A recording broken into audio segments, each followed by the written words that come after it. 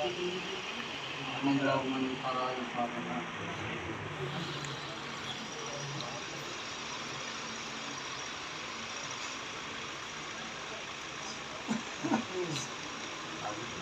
لا حول ولا قوة إلا بالله العلي العظيم. أعوذ بالله من الشيطان الرجيم. بسم الله الرحمن الرحيم. الحمد لله الذي هدانا لهذا وما كنا لنهتدي لولا أن هدانا الله. لقد جاءت رسل ربنا بالحق. ثم الصلاة والسلام وتحية والإكرام على النبي الأمي المكي المدني القرشي الهاشمي أبتهي الكرام مولانا ومولى الثقلين جد الحسن والحسين بالقاسم محمد. فقد قال الله سبحانه وتعالى في كتابه المبين وهو أصدق الصادقين وقوله الحق. بسم الله الرحمن الرحيم. وما محمد إلا رسول صلى الله عليه وسلم.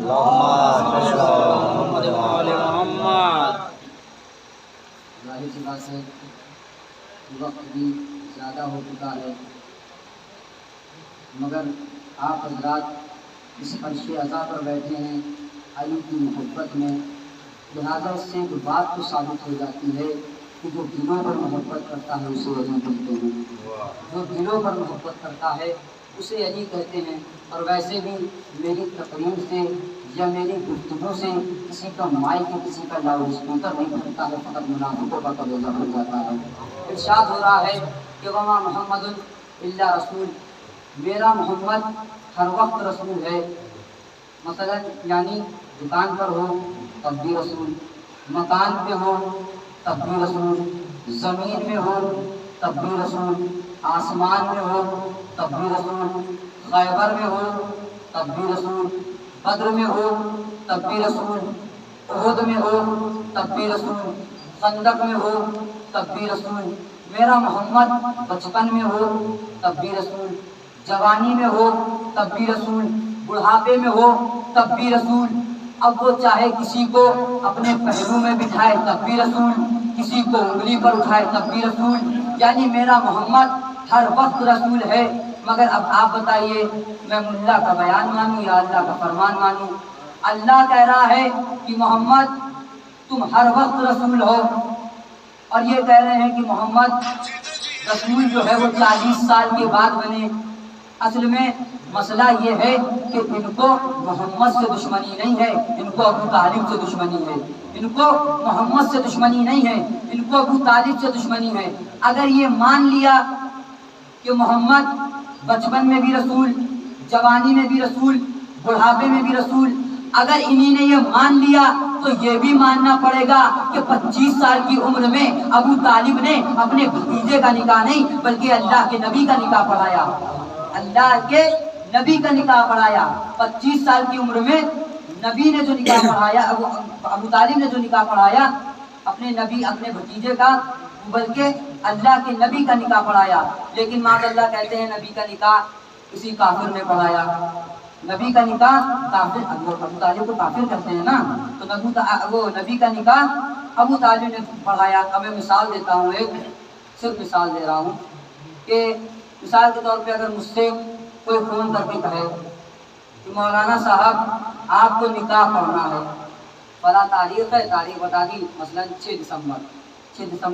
اب جیسے ہی میں نے کہا ٹھیک ہے پڑھنا ہے مجھے نکاح، اب جیسے ہی تاریخ آئی قریب، اب فون پہ فون ہو رہے ہیں، ہلو کہاں ہے مولانا صاحب، آپ کا یہاں انتظار ہو رہا ہے، آپ کو نکاح پڑھانا ہے نا میرے بیٹے کا، تو آپ کہاں پر ہیں؟ تو میں نے کہا دیکھو میں تو یہاں مجلس میں ہو رہا ہوں، میں نکاح کو نہیں پڑھا سکتا آ کر، کیونکہ مجلس ضروری ہے، نکاح ضروری نہیں ہے۔ تو کہا ٹھیک ہے، اب آپ نے کہا ہے تو آپ ہی جانیں، آپ نے کہا تھا نا کہ نکاح پڑھانے کو، میں نے کہا ٹھیک ہے میں یہاں سے ایک کو بھیجے دے رہا ہوں کہ وہ نکاح پڑھا دے گا، یہ راضی ہوگا، میں نے کہا ٹھیک ہے بھیج دیجیے گا۔ اب جیسے ہی انہی نے گاڑی بھیجی کہ چلو ٹھیک ہے مولانا صاحب کو بلا لیا جائے، اب گاڑی ان کے گھر پر آ کر رکی، اب یہ بہت خوش ہو گئے کہ دیکھنا ابھی مولانا صاحب اتریں گے، انہی نے سب کو بلا لیا کہ آؤ استقبال کرو آپ کے مولانا صاحب اترنے والے ہیں۔ اب جیسے ہی دروازہ کھولا کیا دیکھا، بابا رام دیو اتر رہے ہیں۔ गाड़ी से बाबा रामदेव उतर रहे हैं। अब उन्हीं ने फोन किया उधर से, मौलाना या आपने किसको भेज दिया निकाह पढ़ाने के लिए? आपने किसको निकाह पढ़ाने के लिए भेज दिया? मैंने कहा पढ़वा लो, काम आएगा। इसलिए कि जब तुम नबी का निकाह किसी काफिर से पढ़वा सकते हो तो अपने बेटे का निकाह तुम बाबा रामदेव से नहीं पढ़वा सकते। ये सिर्फ एक मिसाल थी जो मैंने दी है। एक सल्लल्लाहु अलैहि मोहम्मद नबी का निकाह किसी काफिर से पढ़वा सकते हो, लेकिन यही नबी कह रहे हैं कि हमने मेहराब को मेहराब इसलिए माना क्योंकि नबी ने बताया। अब ये कह रहे हैं कि हमने मेहराब को मेहराब इसलिए माना क्योंकि हमें नबी ने दिखाया। हमने मिंबर को मिंबर इसलिए माना क्योंकि नबी ने दिखाया। हमने मक्के को मक्का इसलिए माना क्योंकि नबी ने दिखाया। मैंने कहा कुर्बान जाऊं तुम्हारी अजमतों पर, ये सब चीज़ें तुम्हें नबी ने दिखाई, तुमने मान लिया, मगर आदम को तो नबी ने नहीं दिखाया। फिर क्यों माना? मूसा को तो नबी ने नहीं दिखाया। फिर क्यों माना? शीश को तो नबी ने नहीं दिखाया। फिर क्यों माना? मैलाइल को तो नबी ने नहीं दिखाया। फिर क्यों माना? जिब्रील को तो नबी ने नहीं दिखाया। फिर क्यों माना? तूबा को तो नबी ने नहीं दिखाया। फिर क्यों माना? जन्नत को तो नबी ने नहीं दिखाया। फिर क्यों माना? कौसर को तो नबी ने नहीं दिखाया। फिर क्यों माना? सलसबील को तो नबी ने नहीं दिखाया। फिर क्यों माना? कहने लगे मोहम्मद ने कह दिया तो हमने मान लिया। मैंने कहा कुर्बान जाऊं तुम्हारी अजमतों पर, ये सब चीजें नबी ने नहीं दिखाई, तुमने मान लिया। आदम को नबी ने नहीं दिखाया, तुमने मान लिया। मूसा को नबी ने नहीं दिखाया, तुमने मान लिया। नूह को नबी ने नहीं दिखाया, तुमने मान लिया। ईसा को नबी ने नहीं दिखाया, तुमने मान लिया। जन्नत को नबी ने नहीं दिखाया, तुमने मान लिया। कौसर को नबी ने नहीं दिखाया, तुमने मान लिया। जहन्नम को नबी ने नहीं दिखाया, तुमने मान लिया। सलसबील को नबी ने नहीं दिखाया, तुमने मान लिया। ये सब चीजें तुमने बगैर देखे मान ली क्योंकि नबी ने दिखाया नहीं, तो फिर उसको क्यों नहीं माना जिसको नबी ने दोनों हाथों पर बुलंद करके कहा हो मन कुत्तो मौला हो फहाजा अलीयुल मौला। सल्लल्लाहु अलैहि वसल्लम। तो तुमने उसको क्यों नहीं माना जिसको मैदान गदीर में दोनों हाथों पर बुलंद करके कहा गया हो मन कुत्तो मौला हो फहाजा अलीयुल मौला। जिसका मैं मौला उसको ये अली मौला। बस बता दो। आज मुहर्रम की 5 तारीख हो गई है, गुजर चुकी है 5 तारीख। अली अकबर इमाम हुसैन अलैहिस्सलाम के पास आते हैं और कहते हैं बाबा मुझे मरने की इजाज़त दे दीजिए, बाबा मुझे जंग करने की इजाज़त दे दीजिए। एक मरतबा इमाम हुसैन अलैहिस्सलाम कहते हैं ऐ बेटा तो तुम्हें मरने की इजाज़त कैसे दे सकता हूँ, तुम तो हमशक्ल पैगम्बर हो। एक मरतबा किस तरह से इमाम हुसैन अलैहिस्सलाम ने अली अकबर को इजाज़त दी मुझे नहीं मालूम। एक मरतबा मौला अली अकबर मैदान में जाते हैं। अब मौला अली अकबर के घोड़े ने चलना शुरू किया, पीछे से हुसैन ने भी चलना शुरू किया। इधर मौला अली अकबर के घोड़े की रफ्तार तेज हुई, उधर हुसैन के कदमों की भी रफ्तार तेज हुई। एक मरतबा अली अकबर पीछे मुड़कर देखते हैं तो क्या देखते हैं बूढ़ा बाप पीछे पीछे चला आ रहा है।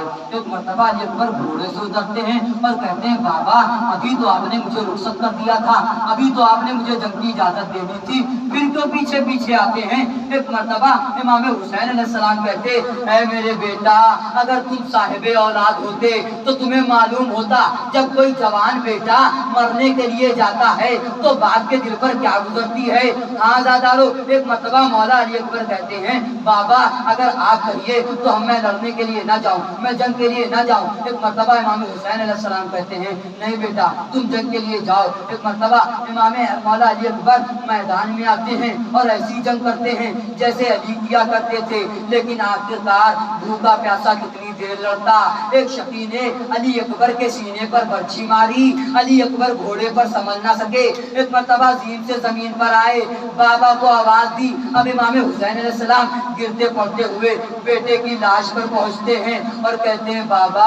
एक मरतबा अली अकबर कहते हैं बाबा मेरे सीने में नेज़े की हड्डी टूट गई है।